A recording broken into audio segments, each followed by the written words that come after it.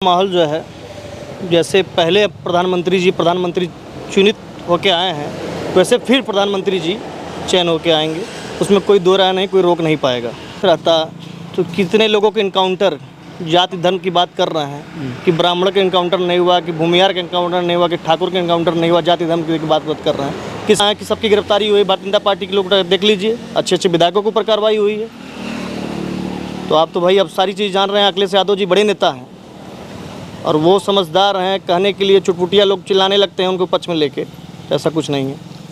चाहे वो यादव परिवार का मरा हो, चाहे ब्राह्मण परिवार का मरा हो, जो भी जिसकी भी मृत्यु हुई है, अब ये देख लीजिए कि सरकार ने तुरंत कार्रवाई किया है।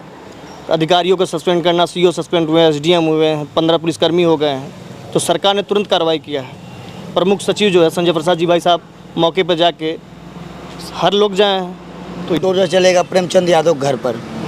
भाई सरकार क्या करती है, सरकार के हित में और सरकार के जो बड़े पदाधिकारी, बड़े नेता। नमस्कार, आदाब। मेरे साथ मौजूद है भाजपा के नेता अखंड प्रताप राय। अब इनसे जानकारी प्राप्त करेंगे 2024 के चुनाव में किस तरीके से भाजपा चुनाव लड़ेगी। एक तरफ इंडिया है, दूसरे तरफ एनडीए है। अब देखना है कि इंडिया चुनाव जीतती है 2024 में, क्या फिर प्रधानमंत्री नरेंद्र मोदी बनेंगे, क्या कोई और चेहरा आएगा। बहुत बहुत स्वागत है। इस बार क्या माहौल है 24 का? 2024 का माहौल जो है, जैसे पहले प्रधानमंत्री चुनित होके आए हैं, वैसे फिर प्रधानमंत्री जी चयन होके आएंगे। उसमें कोई दो राय नहीं, कोई रोक नहीं पाएगा। जो विपक्ष में हैं लगातार आरोप लगाते आए हैं कि भाजपा गरीब दलितों की विरोधी पार्टी है। अगर ऐसा कुछ रहता तो आप समझ लीजिए कि भारतीय जनता पार्टी को जो है सबसे ज़्यादा वोटिंग करने वाला अगर कोई एक गरीब तुगले लोग ही हैं। ये आप भी जानते हैं, जितना आप पत्रकार बंधु जान पाएंगे उतना कोई अन्य व्यक्ति नहीं जान पाएगा जी। अब ज़मीन स्तर से आप लोग जुड़े हैं, आप लोग खुद पता होगा भारतीय जनता पार्टी ने क्या क्या नहीं किया है। आए दिन आरोप लगाती रहती है जो विपक्ष की पार्टी है। वो कहती है कि पहले जिस तरीके से शासन प्रशासन कार्रवाई करते थे, इसमें भाजपा में केवल जाति को देखकर कार्रवाई की जा रही है। अगर ऐसा कुछ रहता तो कितने लोगों के इनकाउंटर जाति धर्म की बात कर रहे हैं कि ब्राह्मण का इनकाउंटर नहीं हुआ, कि भूमिहार का इनकाउंटर नहीं हुआ, कि ठाकुर का इनकाउंटर नहीं हुआ, जाति धर्म की बात कर रहे हैं। किसका इनकाउंटर नहीं हुआ है?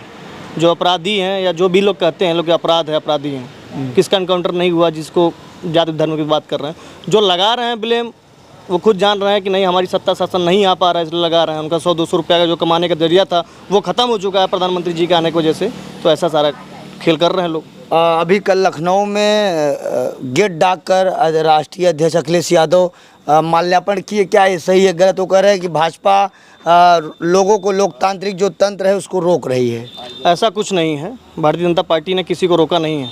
स्वतंत्र भारत है ये। अगर कोई भी व्यक्ति है जिसको भी अगर जिस कारण से रोका जाता है, कोई कारण ऐसा होता है शासन प्रशासन का, ऐसा नहीं कि सब सरकार के हिसाब से सब कुछ चलता है। शासन प्रशासन अपने हिसाब भी चलती है। बहुत से नेता हैं कि सबकी गिरफ्तारी हुई। भारतीय जनता पार्टी के लोग देख लीजिए, अच्छे अच्छे विधायकों के ऊपर कार्रवाई हुई है।